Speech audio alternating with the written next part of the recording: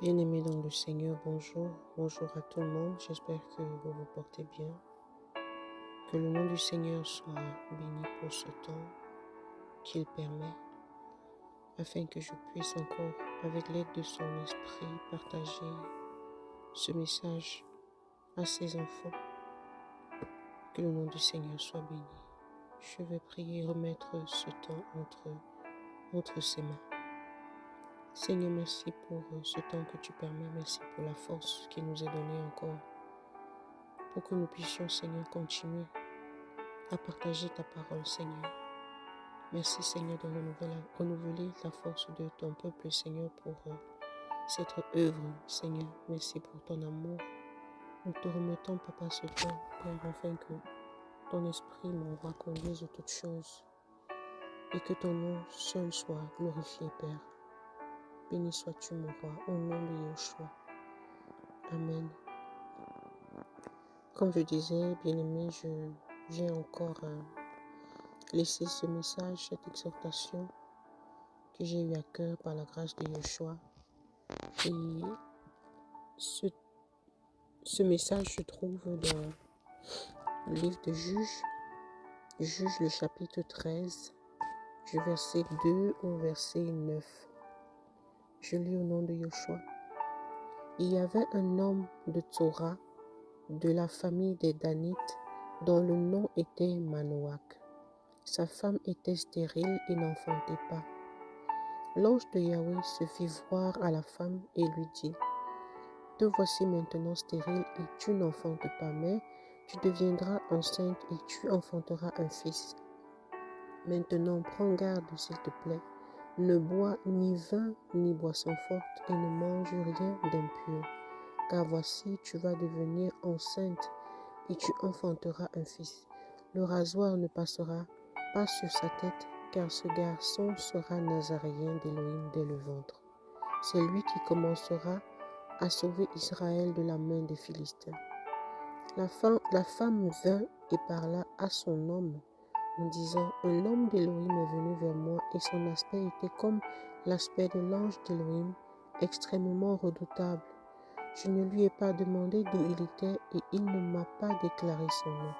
Il m'a dit: Voici, tu vas devenir enceinte et tu enfanteras un fils. Maintenant, ne bois ni vin ni boisson forte et ne mange aucune chose impure, car cet enfant sera nazaréen d'Élohim dès le ventre jusqu'au jour de sa mort. Manoach intercéda auprès de Yahweh en disant: Excuse-moi, Adonai, que l'homme d'Élohim que tu as envoyé vienne encore vers nous, s'il te plaît, et nous enseignera que faire du garçon quand il naîtra. Élohim entendit la voix de Manoach et l'ange d'Élohim vint encore vers la femme pendant qu'elle était assise dans un champ. Mais Manoach, son homme, n'était pas avec elle. Je vais m'arrêter là. Béni soit le nom du Seigneur. Ce message ou ce passage m'a beaucoup parlé, m'a beaucoup exhorté aussi. Et particulièrement le verset 8. La prière de Manoach, en fait, m'a énormément touchée et c'est ça que je veux partager avec vous. Il a demandé au Seigneur de faire revenir l'ange qui avait parlé à sa femme, parce qu'il veut ou il voulait que l'ange leur enseigne quoi faire de l'enfant quand il naîtra. Et ce message, en fait, est pour nous interpeller, nous parler encore par rapport à ce que nous recevons du Seigneur et comment nous utilisons ce que le Seigneur nous donne.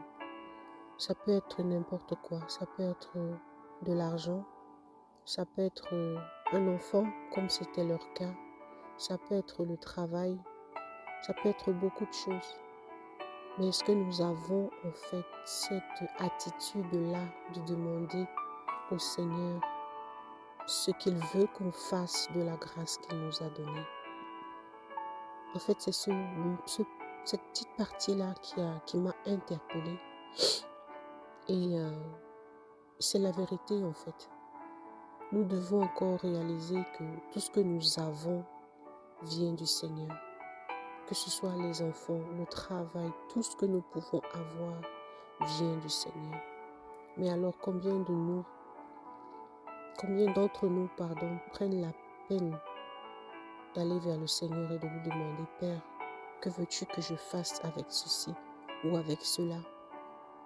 Papa, comment veux-tu que j'agisse avec ce que tu m'as donné? Papa, tu m'as donné une maison, que veux-tu que je fasse de cette maison? Papa, tu m'as donné un travail où aujourd'hui, par ta grâce, j'ai un salaire. Que veux-tu que je fasse de cet argent? Qu'est-ce que tu attends de moi? Combien pose cette question au Seigneur? Dans le cas de Manoach, c'était un enfant. C'est aussi une grâce. C'est aussi une grâce parce que non seulement c'était un enfant, mais ce n'était pas un enfant comme tous les autres. Cet enfant était nazaréen dès le ventre de sa mère. Et Manoach a pris conscience de la grâce et de la responsabilité qui était la leur. Il a prié le Seigneur pour lui demander, Père, enseigne-nous ce que nous devons faire de l'enfant quand il naîtra. Et c'est comme ça en fait que nous, les enfants d'Élohim, nous devons penser. Nous devons toujours demander au Seigneur, Papa, tu m'as donné telle chose, tu m'as donné ceci. Comment veux-tu que je gère cela? Tu m'as donné cela. Papa, qu'attends-tu de moi? Qu'est-ce que tu veux que je fasse avec ça? Comment t'honorer avec la chose que tu m'as donnée? Comment élever ton nom et glorifier ton nom avec ce que tu m'as donné? Et ça manque à beaucoup de chrétiens. Beaucoup ne se posent plus ce genre de questions. Beaucoup ne demandent plus ce genre de choses au Seigneur. C'est non seulement de la reconnaissance, mais aussi se rassurer que nous faisons les choses selon la volonté du Seigneur. Ce n'est pas parce que le Seigneur nous a déjà donné quelque chose qu'on est libre d'utiliser ou de faire de cette chose ce qu'on veut. Non. On a les comptes à lui rendre même dans ce genre de choses. Même dans les enfants, pour revenir même au cas de Manoach et de sa femme, même les enfants qui nous donnent, on a des comptes à rendre au Seigneur pour ses enfants. C'est la vérité. Ce n'est pas parce que le Seigneur nous a donné des enfants que on va éduquer ces enfants comme on veut. On doit les éduquer selon le Seigneur. Selon le Seigneur, selon sa parole. Nous devons toujours revenir au pied du Seigneur, même quand avec nos enfants ça ne va pas. Demander, Seigneur, papa, ici ça coince. Que veux-tu que je fasse? C'est toi qui m'as donné cet enfant. Que veux-tu que je fasse? Comment veux-tu que j'agisse avec cet enfant? Nous devons prendre la peine de revenir au Seigneur, lui demander sa volonté, lui demander de diriger nos pas, même pour les choses qu'il nous donne. Ça, c'est ça, rendre toute la gloire au Seigneur. Parce que parfois, on reçoit des choses, on dit, Seigneur, je te rends toute la gloire, mais on prend la chose, en fait, et puis après, on taille. On est parti avec, on ne demande même pas ce que le Seigneur attend de nous. S'il voulait encore nous donner quelques recommandations sur la chose, non, on a pris et puis on est parti, on ne le calcule plus, en fait. Alors que ce n'est pas comme ça que ça fonctionne. Ce message est juste pour encourager le peuple de Yeshua à revenir à lui. Même dans les choses qu'il nous donne, on a des comptes à lui rendre. Il ne nous doit rien, nous on lui doit tout. Apprenons, c'était juste pour nous réveiller encore avec cette parole. Apprenons à aller vers le Seigneur, à lui demander, Seigneur, qu'est-ce que tu veux que je fasse avec ci ou avec ça? Et Manoach, il l'a compris, il l'avait compris. C'est en ça que nous sommes agréables au Seigneur. Même si nous prenons l'exemple de Shlomo ou Salomon, le Seigneur lui a donné le peuple d'Israël à gérer. Mais il a dit, Seigneur, je veux la sagesse pour gérer le peuple que tu m'as donné. Il aurait pu dire, ok, le Seigneur m'a donné ce pouvoir et cette autorité. Je vais faire de ce peuple ce que je veux. Je vais gouverner sur ce peuple comme je veux en fait. Mais il a dit, non Seigneur, tu m'as donné, mais donne-moi la sagesse pour diriger ce peuple. Et ça, c'est donner gloire véritablement au Seigneur. Pas avec des paroles seulement, mais avec l'attitude et le comportement. Bien-aimé, que le Seigneur soit béni. C'était juste pour encourager les enfants de Yoshua à ne pas perdre aussi cette aptitude-là, à ne pas oublier ce côté-là parce que c'est important. C'est important pour le Seigneur, c'est important et c'est là où on voit ceux qui ont un cœur pour Yoshua et ceux qui ont le cœur juste pour les grâces et les bénédictions. Même le don de chant, peu importe, demander au Seigneur, papa, que veux-tu que je fasse? Par quoi je commence?